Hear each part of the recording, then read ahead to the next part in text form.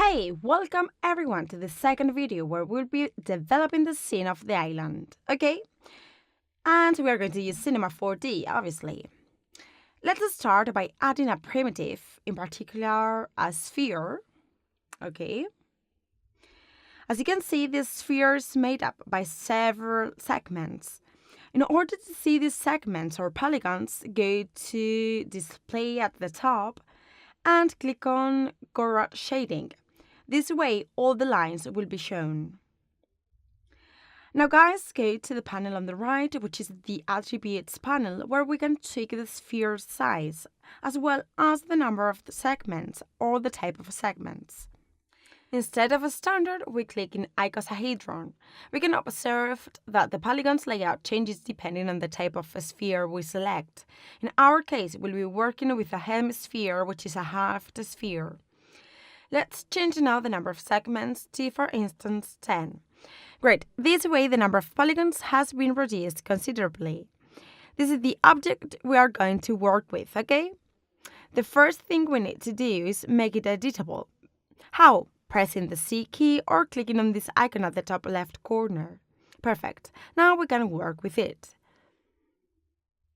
Let's scale now the sphere by pressing the Scale tool. This lets us make it smaller, make it flatter, like that, okay? We can also go to the Select menu and undock the panel. We are going to select the Edge mode to highlight the edges. So once the edges are selected, click on Loop Selection and select these areas at the bottom. Then, if we press the T key, we can scale it up and down depending on what you are looking for. We can also do the same for the points at the top of the hemisphere. So select Leave Selection and uncheck the option Only select visible elements in the panel of the right. After that, just click on the green arrow to move these points downwards, okay? So the house will be over here. We'll also include some trees around it and some rocks as well.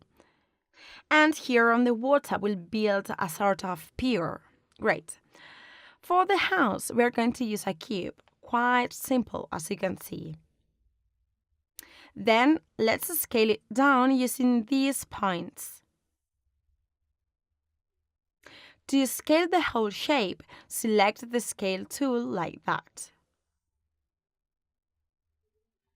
So let's move it down, and it will be a sort of platform for the house, like a platform made of wood, and the house will be on it. So let's make something like this, okay? Perfect. Let's duplicate the cube by just pressing Ctrl C and Ctrl V. Okay, and there we have it. Then we're going to make it smaller. We're making now the steps that lead to the house. We're going to do 2 or 3 of them. Let's see.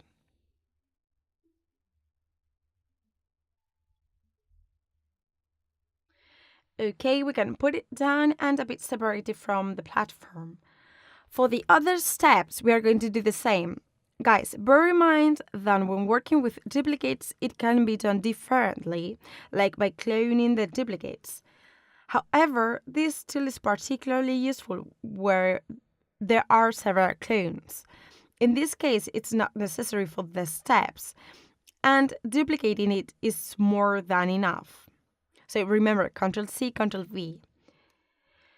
When I refer to cloning, I mean with the Graph menu using the cloner tool. This option is great for those cases in which we need to repeat an object several times. In this case, it's unnecessary. So, a shortcut to duplicate objects is to hold Ctrl, see? And we have this duplicated. Perfect. So, let's move the duplicated shape to create the second step.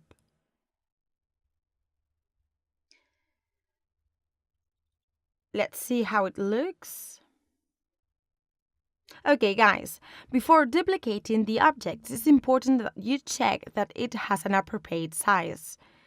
In my case, for instance, it's too big, so I have to make it narrower. And I'll put the two elements closer as well. Perfect. Now duplicate and move it downwards.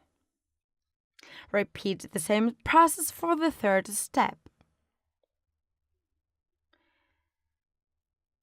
Once the three of them are created, we can move them and change their position so that the result looks more dynamic and realistic. How? Pretty easy. Click on the rotate option and rotate the elements. Not a big deal, only a little bit. Remember that we are not seeking perfection. Sometimes it's necessary to create imperfect things, avoiding flat and symmetric elements. Variety is also important. Later on, we'll be able to modify it and change the position if we want to. Let's duplicate again the bigger cube and make it smaller with the scale tool. Now we are going to move it here so that it's more visible. These will be like some supports for the platform.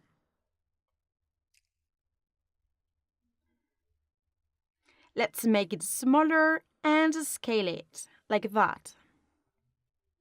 We're going to move it downwards. Don't worry if it goes through the platform since it's a support. Let's convert it into a polygonal object.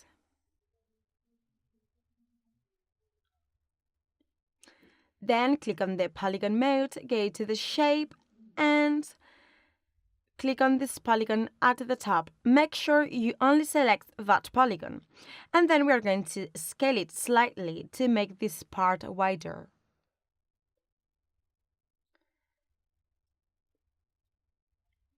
And now what? That's it. We are going to use Ctrl+C and Ctrl+V to duplicate this support.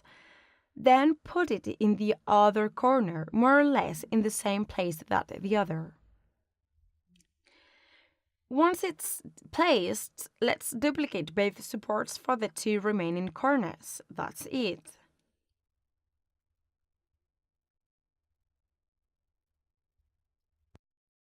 I'm going to move the stairs a little bit downwards, and here under the stairs will also include these supports, although we'll be doing them smaller this time.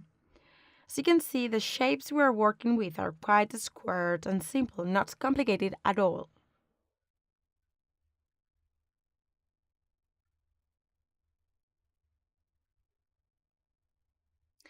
Let's make it larger and thinner. Okay. And then place it here.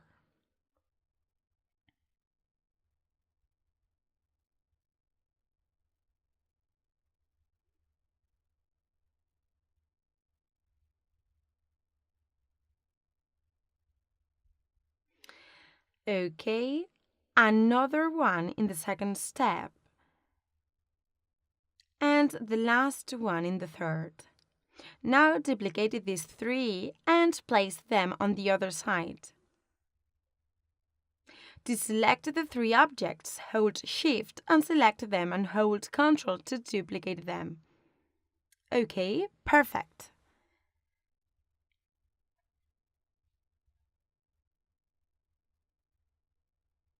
So guys, the platform is almost ready.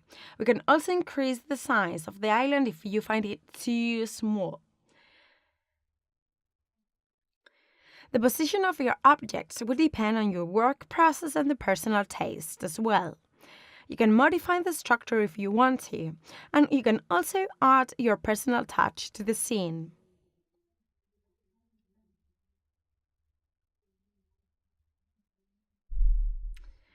And what we are going to do now is group in all these elements in order to work in an organized way.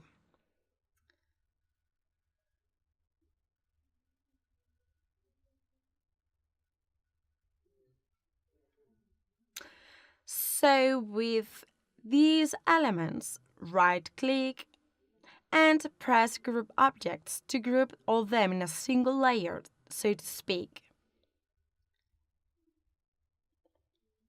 Well, we're going to save what we've done so far.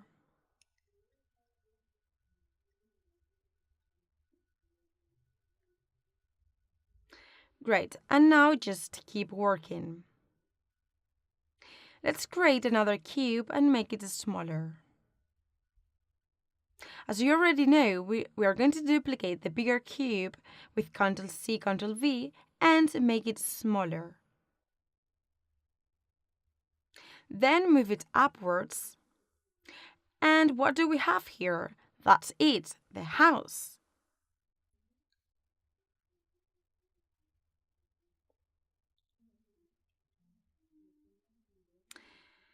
Something like this, okay? And then make it editable. Okay, now activate the polygon mode and click on the polygon of the top. As we did before with the scale tool or pressing the T key, scale it towards the outside. For the roof, we are going to insert an edge at the middle of the house. The roof can be done now or later on. In my case, I'm going to do it now. So press Ctrl+Z or the undo arrow. So we'll go back some steps up to where the object wasn't editable.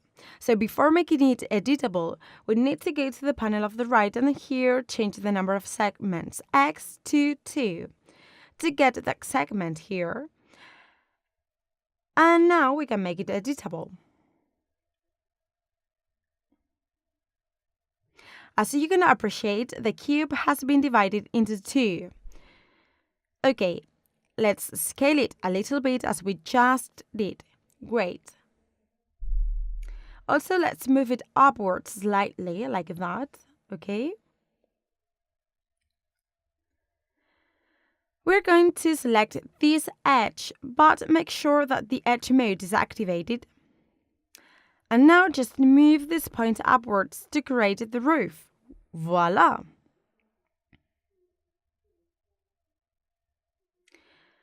Duplicate now the house, holding Ctrl.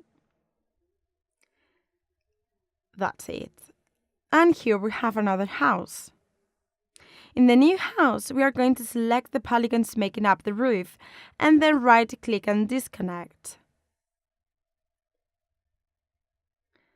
That's it. Right-click and disconnect.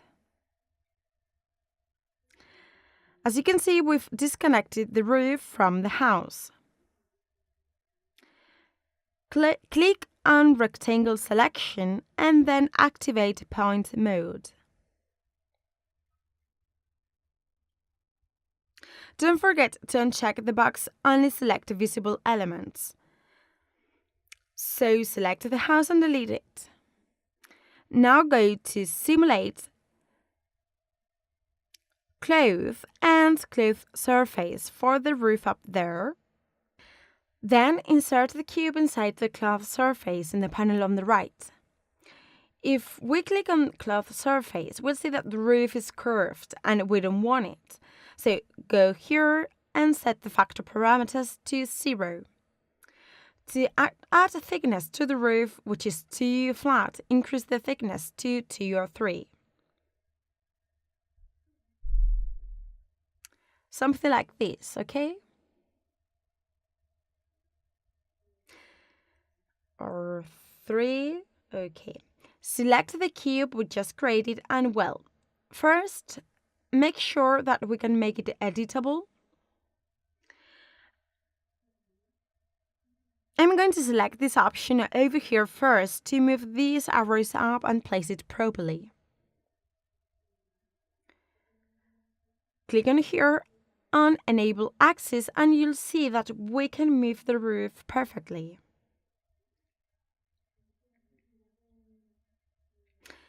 If you need to modify the size, just go to Scale and in my case, I'll make it bigger. And then place it here.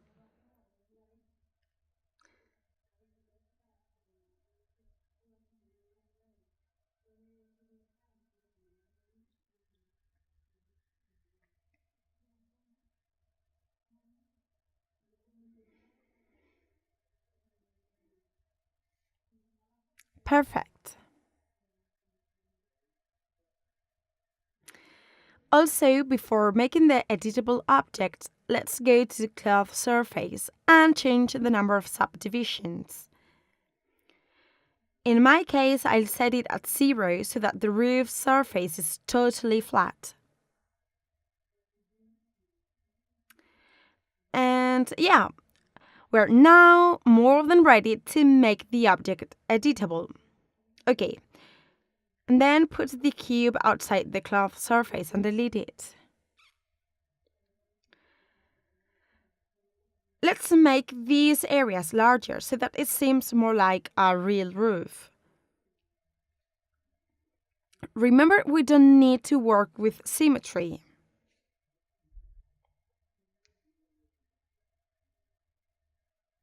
Okay, like that. Perfect.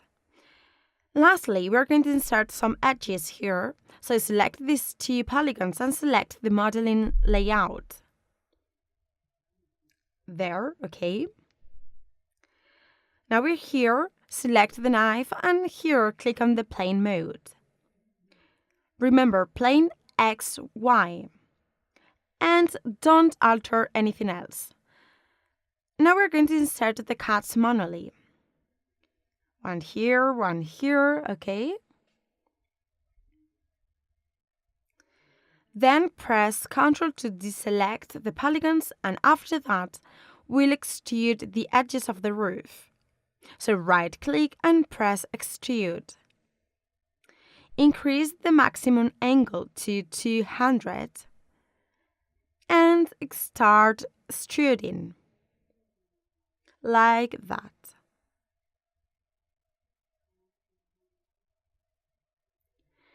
Well, guys, we're going to leave it here and continue in the next lesson. So we are going to finish the house, the trees, and other details. See you now.